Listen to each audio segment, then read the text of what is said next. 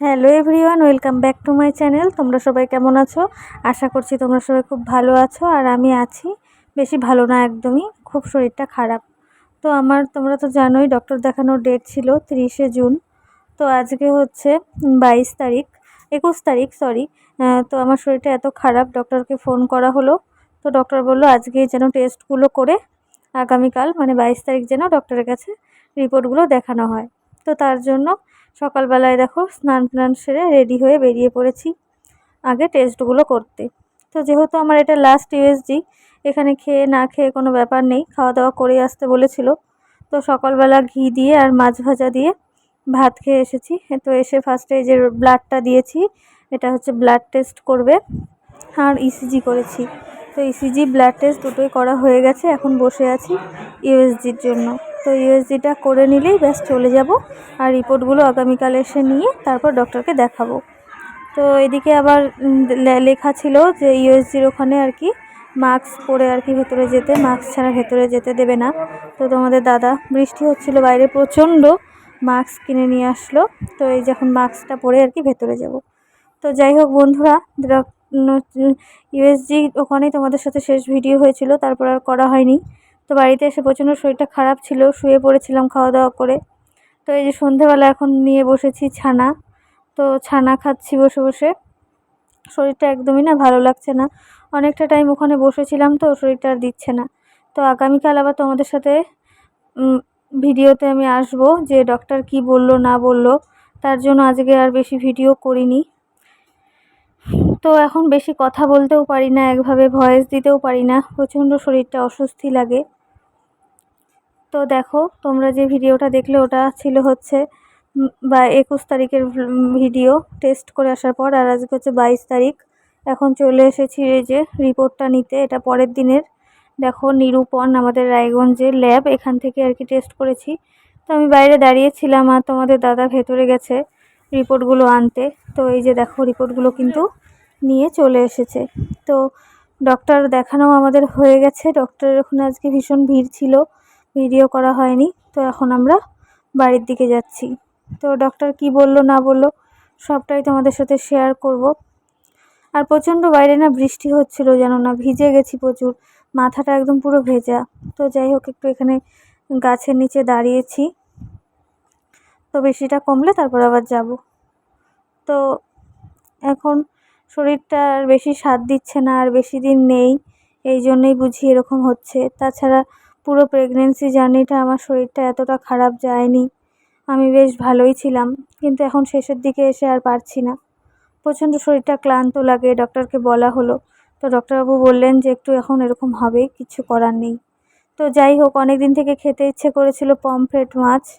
Facebook YouTube যেটাই দেখি না কেন সামনে শুধু পমফ্রেট মাছই চলে আসতো, আর ভীষণ ইচ্ছে করতো পমফ্রেট মাছ খাবো। তোমাদের দাদা রায়গঞ্জে খুব খুঁজেছে, পায়নি। বাবাও খুঁজেছিল রায়গঞ্জে, সেদিন সাধের বাজার করতে গিয়ে তোমাদের দাদার সাথে বাজারে, হোটেলে রান্না করা, যাই হোক না কেন, কিন্তু কোনোটাই পায়নি। তো আজকে বাবা হঠাৎ করে কালিয়াগঞ্জে বাজারে গিয়ে দেখে পমফ্রেট মাছ, আর বাবা দেখেই তখন খুশি হয়ে যায় আর পমফ্রেট মাছগুলো কিনে ফেলে। তারপর ভাইয়ের কাছে পাঠিয়ে দেয় আমার জন্য মাছগুলো। তো এই যে দেখো বিকেলবেলা এখন ভাই মাছগুলো নিয়ে এসেছে, আর নিয়ে এসেছে আমাদের গাছের কিছু আম। তো এমনিতেই তো আমাদের এই বাড়িতেই অনেক আম, তবুও একটা আর কি মানে বাবা পাঠিয়েছে আমাদের ওই বাড়ির গাছের আম, তো এটাই আর কি। তো মাছগুলোকে আমি কেটে টেটে ভালো করে ফ্রিজে রেখে দিলাম, পরে রান্না করব যবে, তবে তোমাদের সাথে শেয়ার করব। তো দেখো এই যে এই আমগুলো কিন্তু আমি ঘরে এনে রেখেছি, এগুলো একটু কাঁচা কাঁচা ছিল।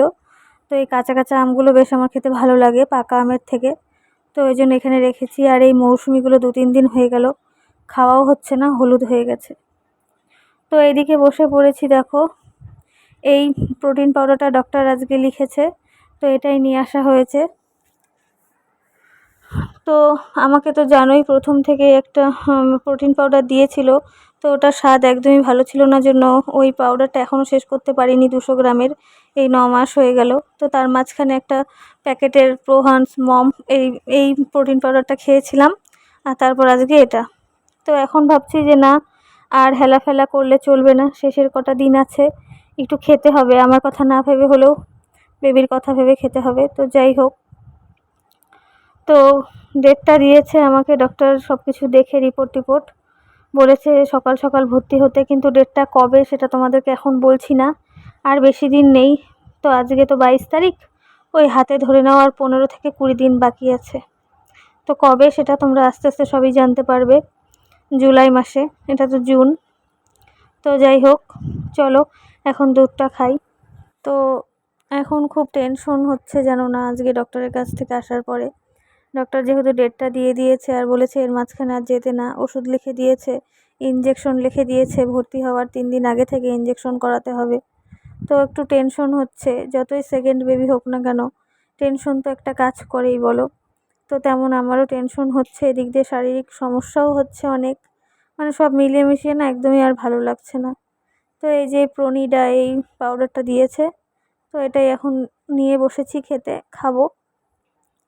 আর কিছু খাচ্ছি, কোনো কিছুরই স্বাদ পাচ্ছি না, মুখে যে কী হয়েছে কে জানে। তো যাই হোক, তোমরা এর পরের ভ্লগগুলো দেখতে থেকো, তাহলে আস্তে আস্তে সব কিছু জানতে পারবে। তোমাদের সাথে তো আমার আসলে ভিডিও সেরকমভাবে শেয়ার করাই হচ্ছে না, তো এই আর কি। তো চলো আজকের ভিডিওটা এখানেই শেষ করে দেব, আর বেশি কথা বলবো না, কারণ বেশি কথা বলতেও আমি না প্রচণ্ড হেঁপসে যাই।